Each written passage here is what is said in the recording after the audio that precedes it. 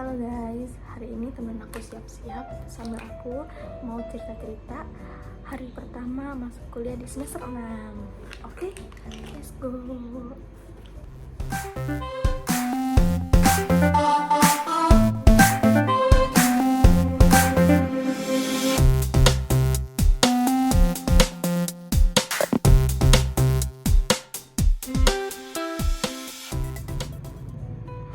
Jadi hari Senin kemarin itu hari pertama aku masuk kuliah di semester 6 setelah libur hampir 2 bulanan.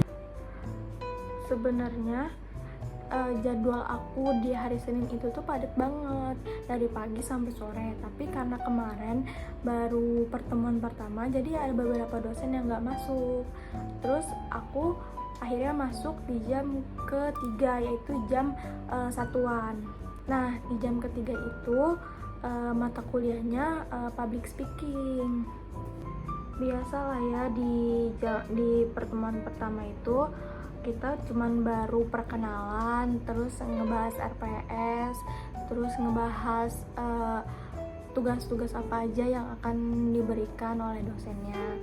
Nah, FYI, aku itu baru pertama kali bertemu dosen tersebut karena di semester kemarin itu aku nggak ngambil MK beliau. Jadi ini pertama kalinya aku diajar dan bertemu sama beliau.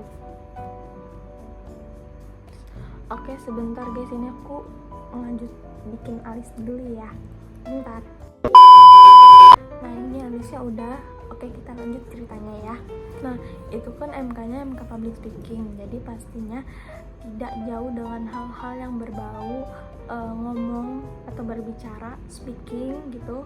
Jadi dosen tersebut tuh memberi kita tugas untuk pertama membuat video. Terserah, bebas kita mau video apa aja, kayak misalnya video jadi pembawa berita acara atau jadi reporter, bisa juga jadi MC, bisa juga jadi content creator. Terserah kita, sekreatifnya kita jadi apa aja.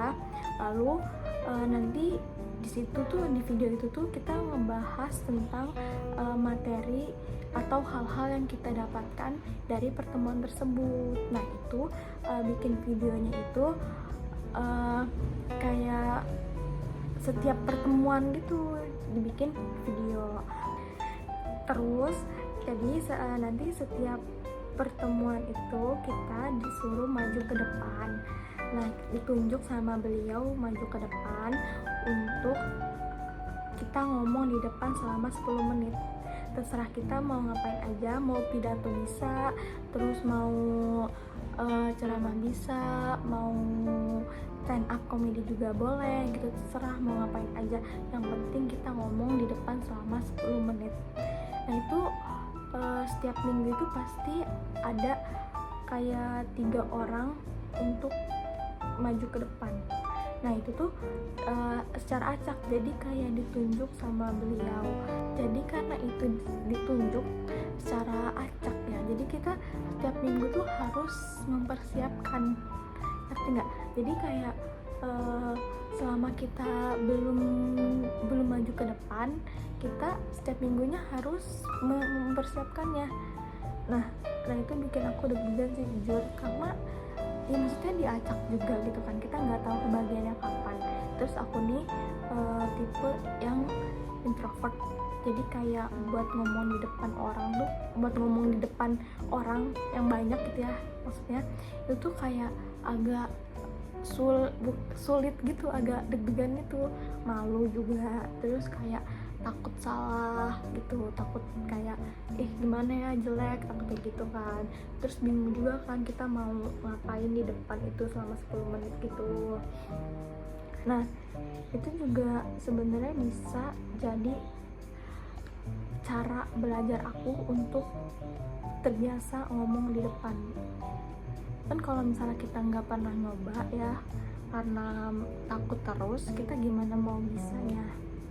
Terus dosen aku juga bilang kalau misalnya semua profesi itu pasti membutuhkan public speaking yang bagus, karena percuma dong kalau misalnya kita pintar tapi kita cara menyampaikan ke orang tuh kita nggak baik, nanti orang tuh bakalan bingung gitu apa yang disampaikan oleh kita, karena kita nggak bisa ngomong, nggak bisa berbicara dengan tutur kata yang jelas atau tutur kata yang baik. Jadi pasti semua profesi bakal membutuhkan public speaking yang bagus. Awalnya aku bingung ya kenapa beliau tuh menyuruh kita buat bikin video, tapi ternyata aku pikir lagi, ternyata itu tuh ada manfaatnya buat kita. Pertama, kita jadi bisa terbiasa untuk ngomong walaupun di depan kamera ya, kita bakal jadi bisa terlatih gitu. Terus juga nanti kan kita bakal ditunjuk tiba-tiba untuk maju ke depan. Nah, itu bisa aja dari situ mental kita itu terbentuk. Kadang kita suka insecure gak sih kalau misalnya tiba-tiba disuruh maju ke depan, karena takut salah, takut ngeblank, takut dinilai yang jelek gitu kan. Tapi kalau misalnya terus dihindari, gimana kita bisa mau berkembang gitu. Dan mungkin ini salah satu alasan kenapa mata kuliah public speaking itu penting buat kita, karena ya biar bisa melatih kita untuk berbicara, dan juga kita bisa tahu gimana caranya memilih tutur kata yang baik dan benar. Terus juga beliau bilang ke kita kalau mahasiswa itu wajib mempunyai public speaking yang bagus.